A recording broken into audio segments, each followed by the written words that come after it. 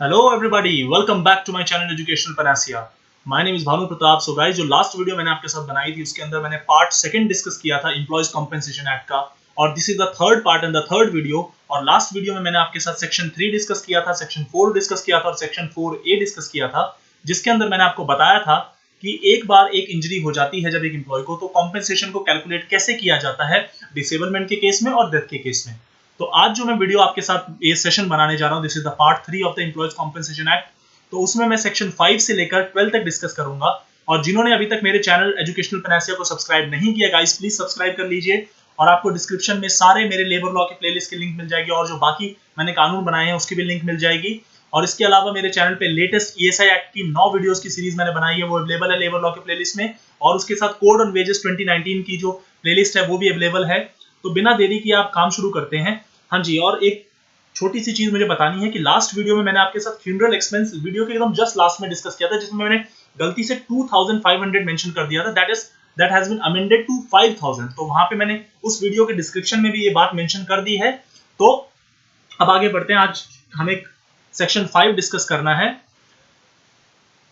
देखिए, सेक्शन 5 कहता है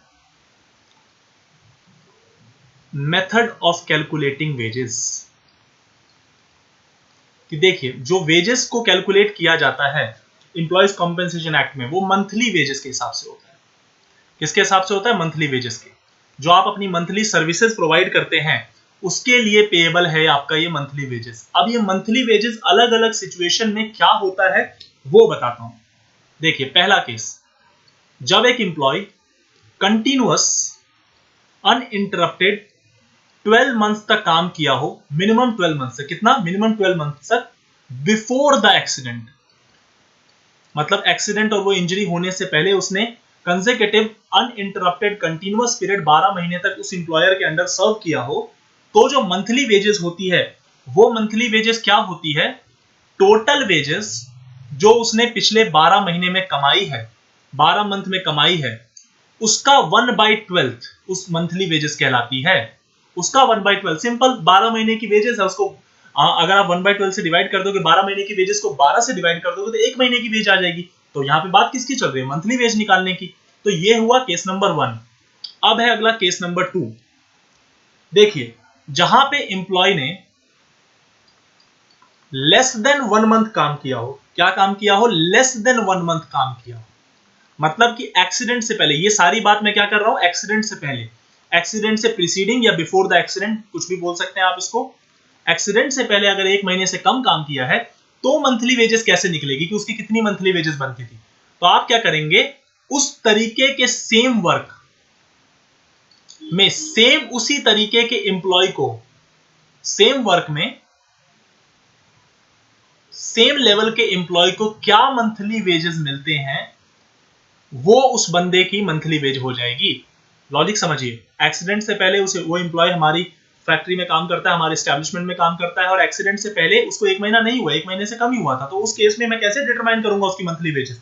तो जो भी दूसरा एम्प्लॉय उसी किस्म के काम में, मतलब जो दूसरा सेम किस्म का एम्प्लॉय उसी सेम वर्क में इन्वॉल्व है, एम्प्लॉयड है, तो उसकी हम एवरेज मंथली अर्निंग जो भी है वो हम निकाल लेंगे, और उस केस में हम कह देंगे कि इस वाले बंदे की वही मंथली वेजेस। सपोज कीजिए उस एम्प्लॉयमेंट में कोई दूसरा एम्प्लॉय काम ही नहीं करता उस किस्म के काम का, तो हम देखेंगे उस लोकेलिटी में उस किस्म के काम को करने वाले को कितना एवरेज मंथली वेज मिलता है, वो उसकी मंथली वेज कहलाएगी।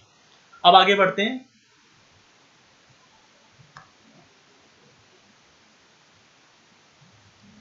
अगला case, let suppose monthly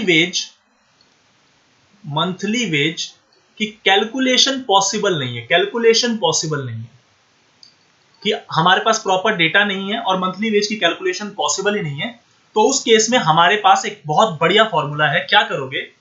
accident से पहले, क्या एक्सीडेंट से पहले उसने जितना भी टोटल वेज अर्न किया है, जितना भी अभी तक वेज अर्न किया है एक्सीडेंट से पहले उसने, जितना भी उसने वेज अर्न किया है, उसको आप मल्टीप्लाई कर देना 30 से। किसने से डिवाइड मल्टीप्लाई कर देना? 30 से, और डिवाइड कर देना जितने नंबर ऑफ डेज उसने वर्क किए। इससे आपका निकल जाएगा मंथली वेज।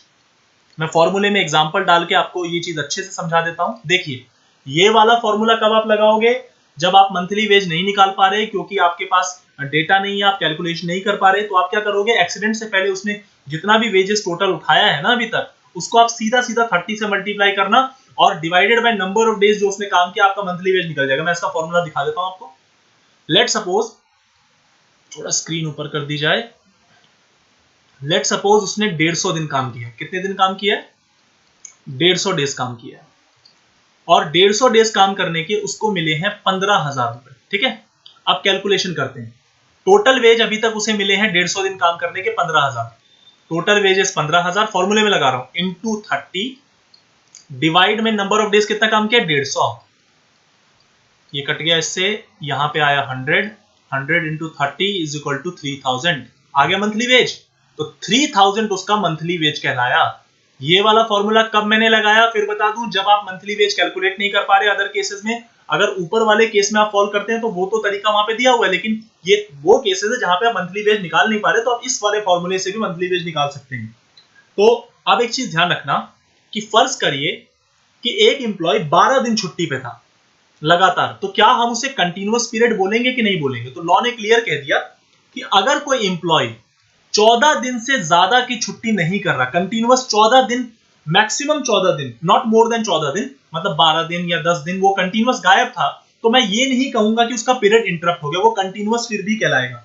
मतलब कि अगर जो सर्विसेज वो दे रहा है वो 14 दिन से ज्यादा तक इंटरप्ट नहीं हुई है, मतलब उससे कम ही हुई है, 12 दिन इंटरप्ट हुई, बीच में छुट्टी, बीमार हो गया, छुट्टी पे चला गया था, घर वालों के साथ वेकेशन मनाने चला गया था, कोई भी कारण से, और 14 दिन से ज्यादा वो नहीं है, तो हम ये नहीं कहेंगे कि वो जो सर्विसेज है वो इंटरप्ट हुई है, हम उस केस में उसे कंटिन्यूअस पीरियड ही कंसीडर करते हैं। तो ये आपका सेक्शन 5 था जिससे हमने निकाला कि मंथली वेज कैसे निकालते हैं। अब आते हैं सेक्शन 6 जो कि है रिव्यू का। रिव्यू करने की पावर किसके पास है वो समझ लीजिए, कमिश्नर के पास। किसके पास है? कमिश्नर के पास। रिव्यू कमिश्नर किस चीज को करता है वो भी समझ लीजिए, हाफ मंथली पेमेंट को। अगर आपको याद होगा पिछली क्लास जिसने नहीं देखी है वो प्लीज डिस्क्रिप्शन में लिंक है, लेबर लॉ के प्लेलिस्ट में जाके इसका पार्ट नंबर 2 देख लीजिए। हाफ मंथली पेमेंट जब टेम्पोररी डिसेबलमेंट हो जाती तब मिलती है, तो ये मंथली पेमेंट को रिव्यू करने की नौबत आई। मान लीजिए एप्लीकेशन दिया है या तो एम्प्लॉयर ने कि साहब अब तो ये बंदा ठीक हो चुका है, या फिर एम्प्लॉय ने कि साहब मेरा इतने से काम नहीं चल रहा, मेरे को ज्यादा चाहिए, तो इनकी एप्लीकेशन पे कमिश्नर जो है आपका इस वाले कानून के अंदर वो अमाउंट रिव्यू करेगा, और अमाउंट रिव्यू करने के बाद वो ये देखेगा कि सर्टिफिकेट ऑफ मेडिकल प्रैक्टिशनर क्या कहता है। पॉइंट समझिए, अगर कमिश्नर रिव्यू करेगा कि मान लीजिए उसको 1500 रुपए हाफ मंथली पेमेंट मिलती थी एम्प्लॉय को, तो अब उसे 1200 मिलना चाहिए, 1800 मिलना चाहिए, या 1500 मिलना चाहिए, कितना मिलना चाहिए, नहीं मिलना चाहिए, इसके लिए मेडिकल प्रैक्टिशनर का सर्टिफिकेट, मतलब जांच की जाएगी उस बंदे की, जो बंदा बीमार है, जो डिसेबल्ड है, और देखा जाएगा कि कितना बनता है, और जो भी ऑर्डर होगा उस केस में ऑर्डर पास कर दिया जाएगा। इस हाफ मंथली पेमेंट को जिसकी मैं बात कर रहा हूं, इसको इंक्रीज भी किया जा सकता है रिव्यू के बाद, इसको डिक्रीज भी किया जा सकता है रिव्यू के बाद। लॉजिक समझ में आ गया? तो रिव्यू करने की पावर किसके पास है? कमिश्नर के पास। सेक्शन 6 रिव्यू का था। अब चलते हैं हम सेक्शन 7 की तरफ।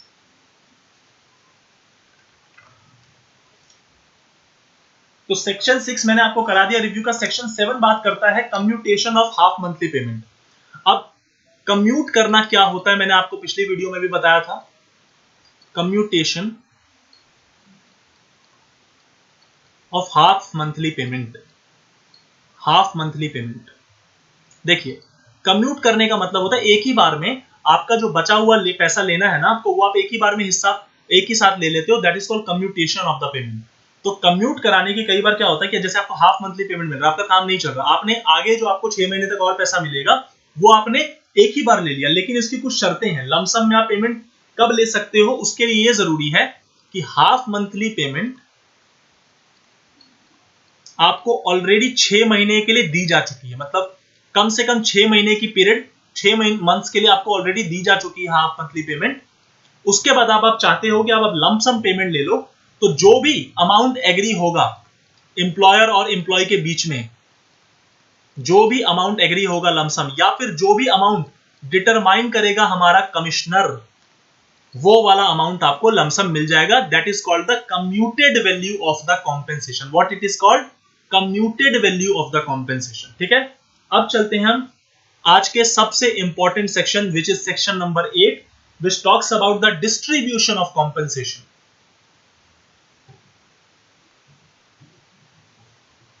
सेक्शन 8,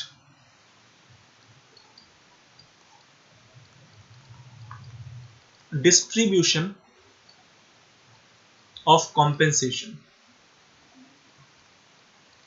देखिए, सेक्शन 8 कहता है कि कोई भी डायरेक्ट पेमेंट इंप्लॉयर इंप्लॉय को नहीं देगा। क्या बोला मैंने? इंप्लॉयर इंप्लॉय को नहीं देगा। डायरेक्ट पेमेंट किस चीज की? कॉम्पेंसेशन की। लॉजिक समझिए, इंप्लॉयर को इंप्लॉय को डायरेक्ट कॉम्पेंसेशन देने की कोई जरूरत नहीं है, तो फिर किसको देगा इंप्लॉयर कॉम्पेंसेशन का पैसा? ये जो कॉम्पेंसेशन का पैसा है ना, ये करो डिपॉजिट। किसके पास करो डिपॉजिट? कमिश्नर के पास। मतलब कि लॉ कह रहा है, सेक्शन 8 कह रहा है कि एक जो लायबिलिटी बनती है कॉम्पेंसेशन पे करने की इंप्लॉयर की, तो वो इंप्लॉयर को डायरेक्ट इंप्लॉय को देने की आवश्यकता नहीं है। वो इंप्लॉयर चाहे तो वो चाहे नहीं, डायरेक्ट उसको कमिश्नर को ही देना पड़ेगा। मगर एक केस है जहां पे इंप्लॉयर इंप्लॉय के डिपेंडेंट्स को दे सकता है। फर्ज करिए इंप्लॉय की डेथ हो गई, ठीक है, तो उस केस में इंप्लॉयर जो है, ईआर मतलब इंप्लॉयर और डबल ई मतलब इंप्लॉय, ठीक है, इंप्लॉयर डायरेक्ट पेमेंट 3 मंथ की वेजेस, कितनी? 3 मंथ की वेजेस उसके डिपेंडेंट्स को दे देगा। किसको देगा? डिपेंडेंट्स को। 3 मंथ की वेजेस उसको डिपेंडेंट को दे देगा। और ध्यान रखना, ये जो 3 मंथ की वेजेस है ना, ये आगे जाके जब कमिश्नर के पास पैसा डिपॉजिट किया जाएगा उसमें एडजस्ट हो जाएगी। क्या हो जाएगी? एडजस्ट हो जाएगी, या यूं कहूं तो रिड्यूस हो जाएगी। लेट सपोज बाद में इंप्लॉयर की जो कंपेंसेशन बनी, जो इंप्लॉयर को पे करनी थी, वो 10 लाख थी, ठीक है, और 3 महीने की वेजेस ऑलरेडी ये 50,000 रुपए दे चुका है, ठीक है, तो 10 लाख कॉम्पेंसेशन इसने डिपॉजिट करा किसके पास? कमिश्नर के पास। उसमें से 50,000 कम पे करेगा। क्यों कम पे करेगा इंप्लॉयर? क्योंकि ये 3 महीने की पेमेंट ऑलरेडी कर चुका है, तो ये अमाउंट बाद में एडजस्ट हो जाएगा। तो मेरा कहना लॉजिक यहां पे ये है कि डायरेक्ट पेमेंट इंप्लॉयर को करने की जरूरत नहीं इंप्लॉय को या उसके डिपेंडेंट को। मगर जब मर जाता है आपका इंप्लॉय, तो उस केस में उसके डिपेंडेंट्स को 3 महीने तक का वेजेस तो दे सकते हो, बाद में उसको डिडक्ट कर लेना। जब कमिश्नर के पास डिपॉजिट करोगे ना, तो उसमें एडजस्ट कर लेना, कोई दिक्कत नहीं है। आगे मिनिमम अमाउंट कितना डिपॉजिट करना पड़ेगा, हालांकि ये थोड़ा सा जोक है, लॉ में लिखा हुआ है अदर सम मिनिमम 10 रुपीज एट कॉम्पेंसेशन, जो हमें कमिश्नर के पास डिपॉजिट करना है। किसके पास डिपॉजिट करना है? Minimum 10 rupees. 10 रुपीज से कम तो हम डिपॉजिट नहीं करेंगे। आज के टाइम में 10 रुपीज क्या होता है? कुछ भी नहीं। अब सवाल आता है कि कैसे ये प्रूव होगा कि इंप्लॉयर ने डिपॉजिट दे दिया। तो ध्यान रखना, जो रिसीट है जो कमिश्नर इशू करेगा, रिसीट कौन इशू करेगा? डिपॉजिट करने के बाद कमिश्नर, क्योंकि डिपॉजिट तो कमिश्नर के पास हुआ है, तो वो रिसीट अपने आप में एक सफिशिएंट प्रूफ है कि इंप्लॉयर की लायबिलिटी जो है डिस्चार्ज हो चुकी है। मतलब इंप्लॉयर के अपने हिस्से का जो कॉम्पेंसेशन देने की लायबिलिटी थी, उसके सर की रिस्पॉन्सिबिलिटी थी, बर्डन था, जैसे ही उसको रिसीट मिल जाता है कमिश्नर का, इसका मतलब दैट्स अ सफिशिएंट प्रूफ और that's a sufficient discharge of the liability of the employer. उसने जमा कर दिया कमिश्नर के पास। Now it is the duty of the commissioner to distribute the amount among the dependents and the employee whosoever it is. ठीक है, अब सवाल आता है कि पैसा तो आ गया, कंपेंसेशन डिपॉजिट हो गया। अभी मैं सेक्शन 8 के अंदर, ये बहुत लंबा सेक्शन है। अब पैसा तो आ गया, जो अमाउंट है वो डिपॉजिट हो गया, जो अमाउंट डिपॉजिटेड है कमिश्नर के पास, अब उसका क्या किया जाए? या तो उसको डिस्ट्रीब्यूट कर दो डिपेंडेंट्स को, या तो उसको डिस्ट्रीब्यूट कर दो डिपेंडेंट्स को, या फिर अलॉट कर दो किसी एक डिपेंडेंट को। या तो अलॉट कर दो किसी एक डिपेंडेंट को, यूजुअली एल्डेस्ट सर्वाइविंग डिपेंडेंट होता है, उसको पैसा दे दो, नहीं तो डिस्ट्रीब्यूट कर दो डिपेंडेंट्स के बीच में। अब सवाल आता है कि मान लीजिए कोई एक बंदा इंटाइटल्ड है उस पैसे को लेने के लिए, तो क्या कमिश्नर उसको पेमेंट करेगा? मान लीजिए कोई एक बंदा इंटाइटल्ड है, तो कमिश्नर उसको पे कर देगा पैसा, मगर यहां पे एक्सेप्शन है 2, वो वुमेन नहीं होनी चाहिए और वो कोई पर्सन अंडर डिसेबिलिटी नहीं होना चाहिए। क्योंकि याद है पर्सन अंडर डिसेबिलिटी भी डिपेंडेंट की डेफिनेशन में आते हैं। 18 साल का हो चुका है मगर इनफर्म है, इनफर्म मतलब खुद से कमा खा नहीं सकता, उसको किसी की देखभाल की जरूरत है, तो उस केस के अंदर वो पर्सन अंडर डिसेबिलिटी हो जाते हैं। तो जो पर्सन अंडर डिसेबिलिटी है उसको डायरेक्ट पैसा नहीं देना पड़ेगा, आपको वुमेन है उसको भी डायरेक्ट पैसा नहीं देना पड़ेगा। तो सवाल आता है कि अगर मान लीजिए किसी केस में वुमेन ही इंटाइटल्ड हो या पर्सन अंडर डिसेबिलिटी, मैं इसको PUD के नाम से लिख रहा हूं यहां पे, पर्सन अंडर डिसेबिलिटी, बार बार लंबा हो जाएगा थोड़ा लिखने में। तो अगर मान लीजिए ये दोनों इंटाइटल्ड हो तो कमिश्नर क्या करेगा, हालांकि थोड़ा अजीब सा प्रोविजन लग रहा है ये, क्योंकि आज के टाइम में women is equally mature to handle the money और द फाइनेंसेस, मगर अब जो लॉ में लिखा हुआ है तो we have to teach the law only. Law कहता है कि मान लीजिए अगर पैसा वुमेन या फिर पर्सन अंडर डिसेबिलिटी वाले को ही मिलना है, वो जो लमसम है कमिश्नर के पास डिपॉजिटेड वो उसी को पे करना है, तो उस केस में हमारे कमिश्नर साहब उसको इन्वेस्ट कर देंगे, किसके बेनिफिट के लिए, इन लोगों के बेनिफिट के लिए। मतलब हमारे जो कमिश्नर साहब है वो इसको इन्वेस्ट कर देंगे इन लोगों के बेनिफिट के लिए और बाद में इनको वो पैसा मिलेगा। तो ये चीज लॉ कहना चाह रहा है कि अगर वुमेन और पर्सन अंडर डिसेबिलिटी है तो कैसे होता है ये चीज, वो मैटर करता है। अब सवाल आता है कि मान लीजिए हाफ मंथली पेमेंट है और वो देना है किसी पर्सन अंडर डिसेबिलिटी वाले को, तो उस केस में कमिश्नर वो पैसा किसी भी दूसरे बंदे को भी, किसी दूसरे डिपेंडेंट को या किसी भी अदर पर्सन को जो कमिश्नर को अप्रोप्रिएट लगता है, कमिश्नर वो पैसा उस अदर पर्सन को दे सकता है या फिर जो भी दूसरा डिपेंडेंट अगर अवेलेबल है तो उसको भी वो पैसा मिल सकता है। तो ये आपका सेक्शन 8 का इंपॉर्टेंट पॉइंट थे। अब आखिरी पॉइंट में सेक्शन 8 का आपको करा दूं, क्या कमिश्नर वेरिएशन का ऑर्डर पास कर सकता है? वेरिएशन का ऑर्डर पास करने का मतलब कि मान लीजिए उसने डिस्ट्रीब्यूट कर दिया कॉम्पेंसेशन लोगों के बीच, अब उसको लग रहा है कि कॉम्पेंसेशन जो डिपेंडेंट्स को मिला है उसका सही इस्तेमाल नहीं किया गया, उसको ढंग से यूज नहीं किया गया, तो वो इस कॉम्पेंसेशन का ऑर्डर को वेरी भी कर सकता है, चेंज भी कर सकता है। चेंज क्यों करेगा, किस ग्राउंड पे चेंज करेगा? तो पहला ground neglect of children, senior को पैसा मिला था, बच्चों की देखभाल ही नहीं हो रही, उस पैसे से वो पैसा उड़ाए जा रहे हैं वो लोग। दूसरा, चेंज इन सर्कमस्टांसेस, जो इनफर्म था, जो पर्सन अंडर डिसेबिलिटी था, मान लीजिए वो ठीक हो गया, वो अब कमा रहा है, बहुत अच्छे पैसे कमा रहा है, मगर फिर भी वो मतलब जो इधर से उसको कंपेंसेशन का पैसा मिला वो एंजॉय कर रहा है, तो उस केस में वेरिएशन ऑर्डर पास किया जा सकता है। एक और केस में वेरिएशन ऑर्डर पास किया जा सकता है कि अगर पता चले कि कॉम्पेंसेशन जो इन्होंने लिया है, रिसीव किया, वो फ्रॉड करके लिया है, तो उस केस में हमारे कमिश्नर साहब उस पैसे को रिकवर भी कर सकते हैं, ध्यान रखना। ठीक है, तो ये आपका सेक्शन 8 था जो कि थोड़ा लंबा था, that talks about the distribution of the compensation. Now coming upon section 9।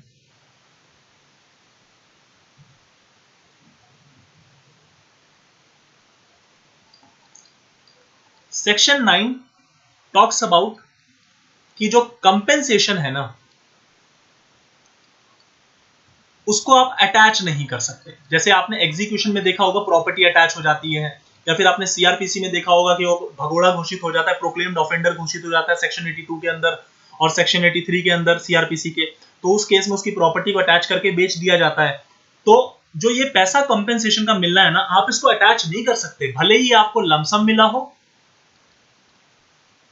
भले ही आपको हाफ मंथली पेमेंट मिल रही है, कोई भी पैसा जो आपके डिसेबलमेंट या फिर आपकी मौत पे आपको मिलता है वो पैसा अटैच नहीं किया जा सकता, उस पैसे को सेट ऑफ भी नहीं किया जा सकता किसी लायबिलिटी से, कांट बी सेट ऑफ। हाँ, अगर कहीं पे स्पेसिफिक प्रोविजन बना हुआ है इसको इस चीज को अटैच करने का तो उस केस में कर सकते हैं, बट जनरली इसको नहीं किया जाता। That is the matter of section number 9।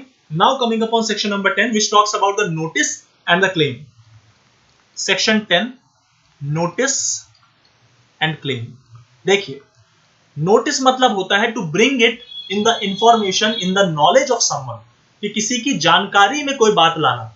तो लॉ क्लियरली इस बात में, लॉ का फंडामेंटल एकदम क्लियर है कि साहब हम आपको कोई कंपेंसेशन नहीं देंगे, कमिश्नर आपको कोई कंपेंसेशन प्रोसेस करके नहीं देगा, कमिश्नर आपकी कोई एप्लीकेशन को एंटरटेन नहीं करेगा जब तक आपने नोटिस नहीं दिया है, मतलब कि आपने एम्प्लॉयर को जानकारी नहीं दी है, और नोटिस का टाइम पीरियड क्या है वो मैं बताता हूं। आपको नोटिस देना जरूरी है, आपको जानकारी में लाना जरूरी है कि आपको एक्सीडेंट हो गया है, आपको इंजरी हो गई है, इंजरी की वजह से आपके परिवार में मौत हो गई थी एम्प्लॉय की, या फिर वो डिसेबल हो गया, परमानेंटली डिसेबल हुआ, पार्शियल हुआ, whatsoever. First responsibility of an employee, of an injured employee, is to bring it in the notice that particular accident has happened। और वो नोटिस में आने के बाद ही आपको अगर कोई भी कॉम्पेंसेशन चाहिए तो आप उसका क्लेम कमिश्नर के पास प्रोसेस कर सकते हैं, वो क्लेम आप अपने एम्प्लॉयर से मांग सकते हैं। तो उसका पीरियड क्या है पहले उसको समझ लीजिए, जो ये नोटिस देने का पीरियड है। 2 साल के अंदर, with in 2 years of accident, और अगर आपकी मौत हो गई, अगर आपकी मौत हो गई तो with in 2 years of death आपको खबर लानी पड़ती। अब आपके मरने के बाद तो आपके डिपेंडेंट ही खबर देंगे, आप तो खबर दोगे नहीं। तो ये तो हुआ एक्सीडेंट और डेथ के केस में। लेकिन कॉम्प्लिकेशन पता कहां आती है साहब? कॉम्प्लिकेशन आती है ऑक्यूपेशनल डिजीज के केस में। कौन से डिजीज के केस में? ऑक्यूपेशनल डिजीज के केस में। ऑक्यूपेशनल डिजीजेस बड़ी प्रॉब्लमेटिक चीज है, वो बीमारियां जो आपके उस जगह पे काम करने की वजह से हुई हैं। तो उस केस में आपको नोटिस कब से देना पड़ेगा, ये लॉजिक समझिए। जो पीरियड आपका काउंट होगा 2 साल का, वो कहां से काउंट होगा, तो इसको समझाता हूं मैं आपको। फर्ज करिए आपको ऑक्यूपेशनल डिजीज हो गया, तो आपका जो एक्सीडेंट काउंट किया जाएगा, माना जाएगा, वो तब से माना जाएगा जब से वो इंप्लॉय एब्सेंट फ्रॉम वर्क होना शुरू हो गया है कंटिन्यूअसली। मान लीजिए कि मेरे को पहले खांसी होती थी, मैं ग्लास की फैक्ट्री में काम करता हूं, वहां पे डस्ट जाने की वजह से मेरे को खांसी होती थी, बहुत खांसी हुई, मेरे को बलगम आने लगी, मेरे को प्रॉब्लम होने लगी, चेस्ट में पेन होने लगा, मैंने इलाज कराया और मैं 20 दिन से छुट्टी पे हूं। तो जिस पहले दिन मैंने छुट्टी मारी इस वजह से और कंटिन्यूस में छुट्टी पे हूं, वहां से मेरा 2 साल शुरू हो गया। और उस 2 साल के अंदर मुझे अपने इंप्लॉयर को बताना पड़ेगा कि साहब मुझे ऑक्यूपेशनल डिजीज हो गया और मेरे को कंपेंसेशन दीजिए। तो नोटिस का जो पीरियड है, जो 2 साल का पीरियड है, उसकी जो काउंटिंग होगी वो कहां से होगी? जहां से ऑक्यूपेशनल डिजीज की वजह से वो इंप्लॉय जो है वो कंटिन्यूअसली एब्सेंट फ्रॉम वर्क हो गया है, वो छुट्टी पे चला गया है, वहां से काउंट होगा ये 2 साल वाला पीरियड आपका। सेकेंड स्टेज, अभी ऑक्यूपेशनल डिजीज में हूं मैं। फर्ज करिए कि आपको पार्शियल डिसेबलमेंट हुई, आपको प्रॉब्लम हुई है और आप छुट्टी पे गए ही नहीं। आप तो छुट्टी पे है ही नहीं, पहला केस तो था आप छुट्टी पे हो, लेकिन इस सेकंड केस में आप छुट्टी पे गए ही नहीं। तो आपका 2 साल कहां से काउंट होगा? आप तो नौकरी पे भी आ रहे हो, आप खांस रहे हो, नौकरी पे भी आ रहे हो, खांस रहे हो, नौकरी पे भी आ रहे हो, आपको प्रॉब्लम हो रही है, आप फिर भी नौकरी पे आ रहे हो। तो उस केस में काउंटिंग कहां से होगी? तो उस केस में काउंटिंग होगी, जो पीरियड काउंट होगा वो वहां से जब इंप्लॉय अपने इंप्लॉयर को इन्फॉर्म कर देगा। अपने इंप्लॉयर को क्या कर देगा? इन्फॉर्म। मतलब जो 2 साल का पीरियड इस सेकंड वाले केस में मैं आपको बता रहा हूं कि जहां पे आप छुट्टी पे गए ही नहीं, तो कैसे पता चलेगा कि आपका पीरियड, आपको नोटिस कब देना है? तो जहां पे आपने अपने इंप्लॉयर को बता दिया ना कि साहब मेरे को ना बीमारी प्रॉब्लम शुरू हो गई है, तो वहां से आपको आपका जो पीरियड है वो काउंट होना शुरू हो जाएगा। Got the point? Third case, फर्ज करिए कि आपको ऑक्यूपेशनल डिजीज हो गई है, डेवलप हो गई है, मगर आपने नौकरी ही छोड़ दी। लीजिए, आपने ceased to be in employment, आपने तो वो नौकरी ही छोड़ दी। तो फिर 2 साल कहां से काउंट होगा? तो अगर आपको 2 साल के अंदर, ध्यान रखना नौकरी छोड़ने के बाद का पीरियड बोल रहा हूं, नौकरी छोड़ने के बाद का पीरियड, उसके 2 साल के अंदर अगर प्रॉब्लम होती है तो आपको बताना पड़ेगा इस पीरियड के अंदर। लॉजिक समझ में आया कि ये जो पीरियड होगा 2 साल के अंदर अगर आपको बीमारी हो जाती है तो वहां से आपका पीरियड काउंट हो जाएगा और वो 2 साल फिर कैलकुलेट किए जाएंगे। आपने नौकरी छोड़ी, आपको 2 साल के अंदर अगर वो बीमारी होती है तो जब आपकी बीमारी शुरू हो गई वहां से आपका पीरियड शुरू हो गया काउंट होना। और बीमारी आप पिछली वाले एम्प्लॉयमेंट से लेके आए थे, इसलिए आप अपने पुराने वाले एम्प्लॉयर को बोलोगे कि साहब मैं आपकी फैक्ट्री में काम करता था, इसकी वजह से मुझे ऑक्यूपेशनल डिजीज हो गई। क्योंकि ऑक्यूपेशनल डिजीज का जो आधार है ना, वो तो बेस ही उसका यही है कि it is the disease which has happened, which has occurred due to being in the occupation. उस जगह पे, उस नौकरी में रहने की वजह से बीमारी हुई और किसी वजह से नहीं हुई है। तो ये चीज आपको ध्यान रखना है। अगली बात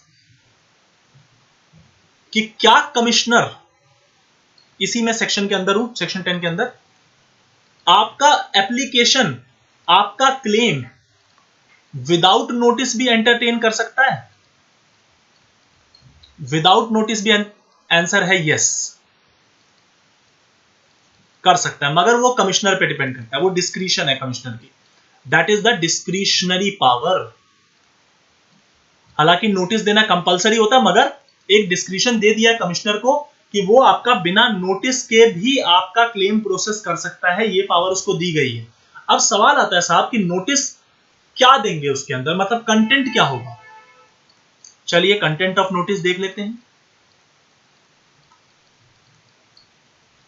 नेम, एम्प्लॉय का नाम, क्या नाम है जी, लीजिए मेरा नाम है भानु। क्या उम्र थी मेरी, मैं हूं 25 ईयर्स का। एक्सीडेंट का डेट क्या है, 15 मई को हुआ है जी एक्सीडेंट। फैक्ट्री में कहां पे एक्सीडेंट हुआ है वो उसको मेंशन कर देंगे इस पर्टिकुलर जगह पे, और ये नहीं भी मेंशन करेंगे तो काम चल जाएगा। तो आपने ये बातें मेंशन कर दी अपने नोटिस में। अब ये नोटिस आप किसको सर्व करोगे, किसको सर्व करोगे, इंप्लॉयर को। इंफॉर्मेशन इंप्लॉयर को सर्व करोगे। कैसे सर्व करोगे, रजिस्टर्ड पोस्ट के थ्रू। रजिस्टर्ड पोस्ट के थ्रू करोगे। कहां पे सर्व करोगे, प्लेस क्या होगा, या तो ऑफिस में, अगर ऑफिस बंद चल रहा है तो रेसिडेंशियल प्लेस पे जहां पे वो रहता है, रेसिडेंशियल एरिया, रेसिडेंशियल प्लेस जो भी है वहां पे आप ये नोटिस सर्व कर दोगे। तो ये आपका सेक्शन 10 फिनिश हो गया। अब चलते हैं हम सेक्शन 10A पे।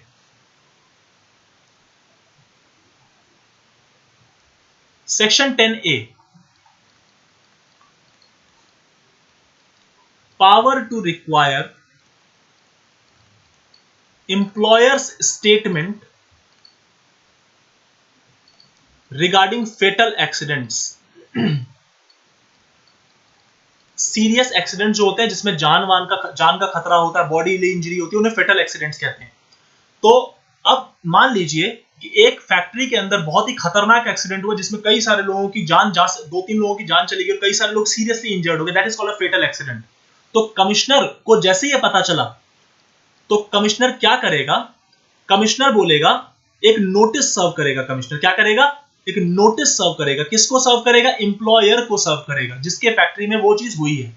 और विद इन 30 डेज, कितने दिन के अंदर, with in 30 days, with in 30 days of that service of the notice, with in 30 days of the service of the notice, उस इंप्लॉयर को बताना पड़ेगा कि वो जो भी मौतें हुई हैं उसके लिए वो कंपेंसेशन देने के लिए लायबल है या लायबल नहीं है। लायबल है, लायबल और नॉट। लॉजिक समझ में आया कि देखिए एक्सीडेंट हुआ, खबर पता चली कमिश्नर साहब को, कमिश्नर साहब ने इंप्लॉयर को बोला कि एक स्टेटमेंट जमा करो। सबसे पहले बोला एक स्टेटमेंट मांगा। स्टेटमेंट मतलब कि भैया बताओ कि आपको क्या, मतलब क्या प्रॉब्लम हुई है, कैसे एक्सीडेंट हुआ। एक स्टेटमेंट मांगा, मांग लिया जी। अब स्टेटमेंट मांगने के बाद 30 डेज के अंदर, नोटिस सर्व होने के 30 दिन के अंदर ही आपको इंप्लॉयर को बताना पड़ेगा कि वो चीज वो उसके लिए लायबल है या नहीं है। मान लीजिए इंप्लॉयर ने एडमिट कर ली लायबिलिटी, एडमिट कर ली लायबिलिटी, तो वो कितने दिन के अंदर, विद इन 30 डेज, वही जो सर्विस ऑफ द नोटिस है वहीं से 30 डेज के अंदर एडमिट कर लिया उसने, तो उस केस में वो डिपॉजिट कर देगा पैसा कमिश्नर के पास इसी 30 डेज के अंदर। मान लीजिए इंप्लॉयर ने लायबिलिटी को डिस्प्यूट किया, उसने बोला कि नहीं मेरी तो लायबिलिटी नहीं बनती है, कोई मतलब मेरा को पैसा नहीं बनता है, तो वो ग्राउंड मेंशन करेगा जिसके बेसिस पे वो डिस्क्लेम कर रहा है लायबिलिटी को। अगर मान लीजिए उसने लायबिलिटी को मान लिया तब तो डिपॉजिट कर दे विद इन 30 डेज, नहीं माना तो उस केस में बताए कि कौन सा ग्राउंड है जिसकी बेसिस पे उसकी लायबिलिटी नहीं बनती, क्योंकि वो नोटिस ही इसीलिए दिया है कमिश्नर के द्वारा कि साहब बताओ आपके फैक्ट्री में एक्सीडेंट हुआ है और एक्सीडेंट की वजह से अगर किसी की डेथ हुई है एम्प्लॉय की, या फिर कोई इंजर्ड हुआ है सीरियसली, तो आप लायबल हो कंपेंसेशन देने के लिए या नहीं लायबल हो। तो अगर आप हो लायबल तो प्लीज डिपॉजिट करो पैसा, और अगर आप नहीं हो तो give me the ground on the basis of which you are disclaiming the particular liability. अगली बात, लेट सपोर्ट डिस्क्लेम किया लायबिलिटी में, तो उसके बाद हमारा जो कमिश्नर है वो एक इंक्वायरी कंडक्ट कराएगा जिसमें डिपेंडेंट्स को भी कंसीडर किया जाएगा और आपके जो इंप्लॉयर है उसकी बात भी सुनी जाएगी। वो डिपेंडेंट्स अपना क्लेम कर सकते हैं और इंक्वायरी कंडक्ट कराने के बाद जो भी रिपोर्ट होगी दैट शैल बी फाइनल। तो ये है आपका सेक्शन 10A। आप चलते हैं सेक्शन 10B पे।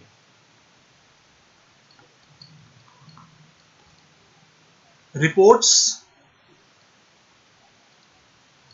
of fatal accidents and serious bodily injuries। देखिए, मान लीजिए एक एम्प्लॉयर के प्रीमाइसेस में बहुत ही खतरनाक एक्सीडेंट हुआ जिसकी वजह से डेथ हुई या फिर सीरियस इंजरीज हो गई, सीरियस बॉडीली इंजरीज हो गई, पूरी बॉडी जल गई, हाथ पांव कट गया, उंगलियां कट गई, सीरियस बॉडीली इंजरी हो गई।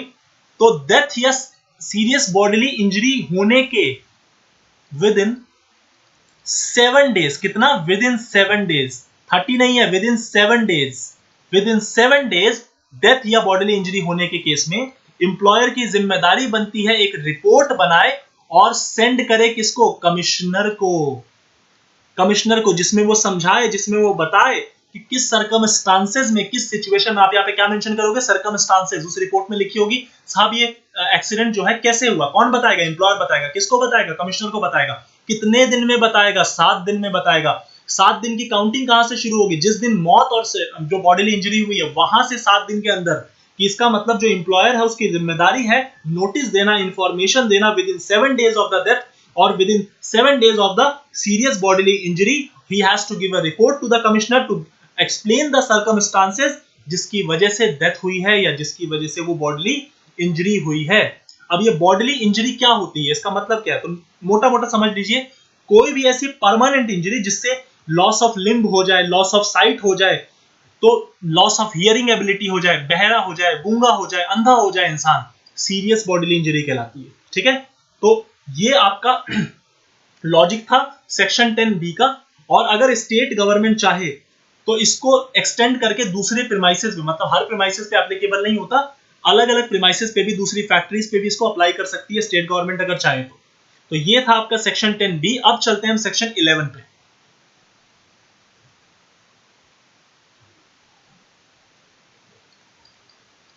Medical examination. देखिए, जब एक एम्प्लॉय ने नोटिस ऑफ एक्सीडेंट दे दिया कि उसका एक्सीडेंट हुआ है,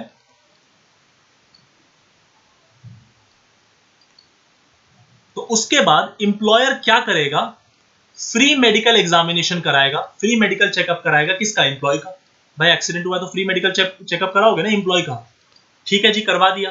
और जो भी उसका हाफ मंथली पेमेंट बनता है वो उसको मिलता रहेगा। एग्जामिनेशन जो सर्टिफाइड मेडिकल प्रैक्टिशनर उसका एग्जामिनेशन कर लेगा, बता देगा कितनी चोट है, क्या चोट है, और उसके बाद उसके जो पेमेंट बनती है उसको मिलती रहेगी, जो कि हमने पुराने सेक्शंस में डिस्कस किया। ठीक है, अगली बात, लेट सपोज कि जो हमारा एम्प्लॉय है वो मेडिकल एग्जामिनेशन कराने से रिफ्यूज कर रहा है। क्या कर रहा है? Refuse to submit for medical examination, अपने आप को करवा ही नहीं रहा। तो उस केस में जो उसका कॉम्पेंसेशन है ना, वो सस्पेंड कर दिया जाएगा। क्या कर दिया जाएगा?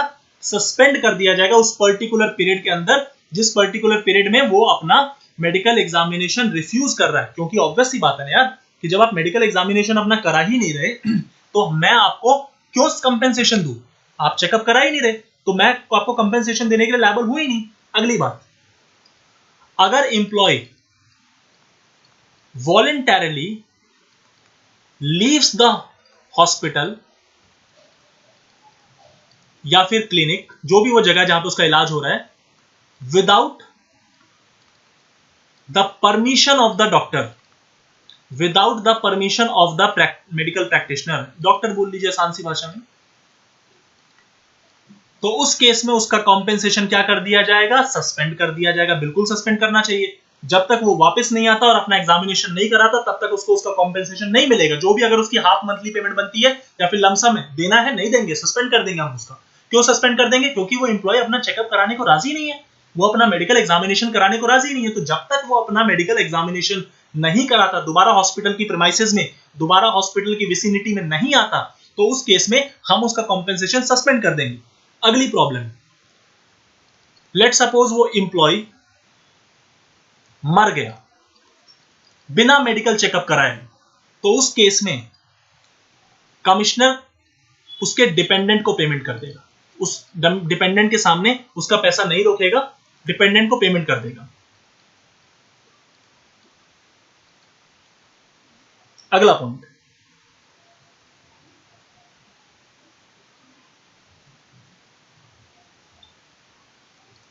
Late suppose employ deliberately refuse कर रहा है इंस्ट्रक्शंस ऑफ मेडिकल प्रैक्टिशनर की बात ही नहीं मान रहा, डॉक्टर साहब की बात ही नहीं मान रहा, जिसकी वजह से उसकी इंजरी एग्रेवेट हो गई है। एग्रेवेट मतलब बढ़ गई है। एग्रेवेट का मतलब होता है बढ़ जाना।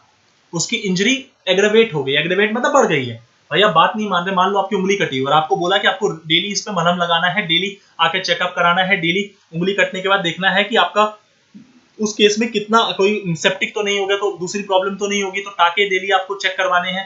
ऐसा नहीं कर रहा है एम्प्लॉय। एम्प्लॉय जानबूझ के, मेडिकल प्रैक्टिशनर एक इंस्ट्रक्शन देता है, उसको नहीं करता, जानबूझ के उसको फेल कर देता, मानता ही नहीं बात। उसकी वजह से उसकी इंजरी बढ़े जा रही है, इंजरी बढ़े जा रही है, और उसकी वजह से उसको और डिसेबलमेंट हो गई। तो लॉ क्या वो जो बढ़ी हुई डिसेबलमेंट है वो मानेगा, या वो डिसेबलमेंट मानेगा जो उसको नॉर्मल, अगर वो सारे इंस्ट्रक्शन फॉलो करता, वो वाली लॉ कहेगा कि जो नॉर्मल डिसेबलमेंट आपको हुई है वही वाली मानेगी। मैं इसका एग्जांपल देता हूं।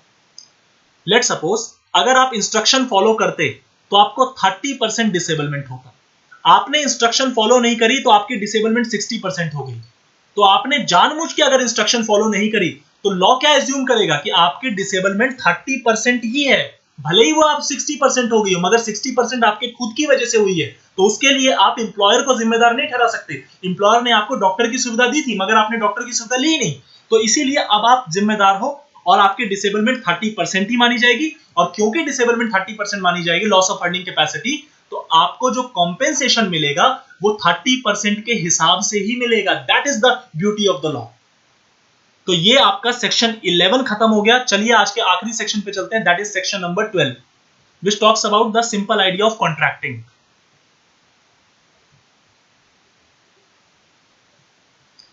Section 12 contracting. देखिए ये वाला सेक्शन क्यों बनाया गया, पहले मैं उसका आइडिया दे देता हूं। कई बार इंप्लॉयर्स अपने बाद, मतलब इंप्लॉयर्स डायरेक्ट एम्प्लॉय को अपॉइंट ना करके कॉन्ट्रैक्टर्स को अपॉइंट कर देते हैं, और कॉन्ट्रैक्टर फिर फर्दर एम्प्लॉय को अपॉइंट करते हैं। अगर आपने ईएसआई एक्ट की मेरी वीडियोस देखी होंगी तो आपने प्रिंसिपल एम्प्लॉयर, इमीडिएट एम्प्लॉयर का कॉन्सेप्ट भी पढ़ा होगा। इसी तरीके से ये कॉन्सेप्ट इस वाले कानून एम्प्लॉय कॉम्पेंसेशन एक्ट में भी दिया हुआ है। तो कॉन्ट्रैक्टिंग के अंदर कहा जा रहा है कि अगर मान लीजिए एक प्रिंसिपल है, उसने किसी कॉन्ट्रैक्टर को हायर किया है और उस कॉन्ट्रैक्टर ने एम्प्लॉयज को हायर किए हैं, किसके लिए? For the execution of the work. Purpose क्या है? For the execution of work of the factory. Of the factory, किसकी फैक्ट्री? इसकी। ये प्रिंसिपल है ना, इसको हम एम्प्लॉयर कहेंगे यहां पे, ठीक है। इस एम्प्लॉयर को प्रिंसिपल कहा, इसने एक कॉन्ट्रैक्टर अपॉइंट किया, कॉन्ट्रैक्टर ने फर्दर एम्प्लॉयज अपॉइंट किया। पर्पस क्या है? एग्जीक्यूशन करना है इस फैक्ट्री का, उस फैक्ट्री के सारे काम हैंडल करना है या फिर उसका कोई एक पार्ट वाला काम हैंडल करना है। तो उस केस में अगर मान लीजिए कल को एम्प्लॉय को किसी भी किस्म की इंजरी हो जाती है तो who shall be liable? The question is who shall be liable? Principal shall be liable. कौन लायबल होगा? Principal shall be liable. और उसी मैनर में लायबल होगा लाइक इस बंदे ने डायरेक्ट इसको एम्प्लॉय किया हो। मतलब कि लॉ ये मान रहा है कि अगर इस तरीके का कोई मैकेनिज्म है तो हम यही मानेंगे कि principal, this main employer, this shall be liable as if in the manner that he had directly employed that particular employ. Logic समझ में आया? तो अब सवाल आया कि इस प्रिंसिपल का तो वो डायरेक्ट एम्प्लॉय था नहीं, तो उस केस में प्रिंसिपल ने तो पैसा दे दिया कॉम्पेंसेशन का, तो क्या ये पैसा कॉम्पेंसेशन का रिकवर किया जा सकता है? The answer is yes. Principal shall be indemnified. Principal shall be what? Indemnified. Indemnified का मतलब होता है नुकसान की भरपाई करना। किससे नुकसान की भरपाई करी जाएगी? From the contractor. From the contractor. Logic समझ में आया? कि जो प्रिंसिपल ने पैसा दिया है वो प्रिंसिपल उस किससे पैसा ले लेगा? उस कॉन्ट्रैक्टर से। कॉन्ट्रैक्टर मतलब कि वो बंदा, वो एम्प्लॉयर जिसने डायरेक्टली उसको एम्प्लॉय किया था ना, उससे पैसा रिकवर कर लेगा। तो प्रिंसिपल जो है, प्रिंसिपल का काम तो हो गया। प्रिंसिपल का काम कैसे हो गया? प्रिंसिपल ने अभी पैसा दे दिया, बाद में रिकवर कर लिया। रिकवर कैसे किया? इंडेमनीफाई करा के रिकवर कर लिया। लॉजिक समझ में आया आपको? तो ये चीज, ये तरीका, ये मैनर बनाओ। मगर ये जो सेक्शन नंबर 12 है, ये उन जगहों पे नहीं लगता जहां पे कॉन्ट्रैक्टर सब कॉन्ट्रैक्टर के थ्रू अपॉइंटमेंट नहीं होती। जहां पे अगर प्रिंसिपल डायरेक्ट ही किसी बंदे को एम्प्लॉय कर रहा है तो उस केस में सेक्शन 12 लगाने की जरूरत ही नहीं है। सेक्शन 12 का तो पर्पस ही यही है कि आपने अगर किसी दूसरे को अपना कंपनी का काम दिया और उसने उस पर्पस के लिए एम्प्लॉयज को अपॉइंट किया, और अगर उस एम्प्लॉय को इंजरी हो गई तो आप लायबल हो जाओगे, मगर आप बाद में उस कॉन्ट्रैक्टर से, वो सब कॉन्ट्रैक्टर से पैसा वसूल लेना, इंडेमनीफाई करवा लेना। इंडेमनीफाई का मतलब होता है नुकसान की भरपाई करवाना। तो this is the purpose, this is the object of section 12। वैसे भी लेबर लॉ है, बेनिफिशियल लेजिस्लेशन है, किसके लिए? लेबर्स के लिए। तो सेक्शन 12 उसी पर्पस से बनाया गया। तो ये आपकी आज की वीडियो रैप अप हो गई है। सेक्शन 12 तक मैंने कराया। अगली वीडियो में जो आपको कराऊंगा उसके अंदर फिर मैं और टॉपिक्स कराऊंगा। मुझे अभी इस चैप्टर में आपकी 2 वीडियोस और मुझे करानी है, हो सका तो 3 वीडियोस भी जा सकती है, जिसके बाद आपका चैप्टर के एक एक सेक्शन, एक एक सबसेक्शन मैं कंप्लीट करा दूंगा। तो thank you so much guys for giving your precious time to me. Thank you so much. और प्लीज मेरे चैनल एजुकेशन पैनासिया को सब्सक्राइब करें और शेयर करें गाइस इस कंटेंट को। इतना कंटेंट रेगुलर, इतना डिटेल में आपको पूरे YouTube पे नहीं मिलेगा। I can guarantee you this fact. Thank you so much guys.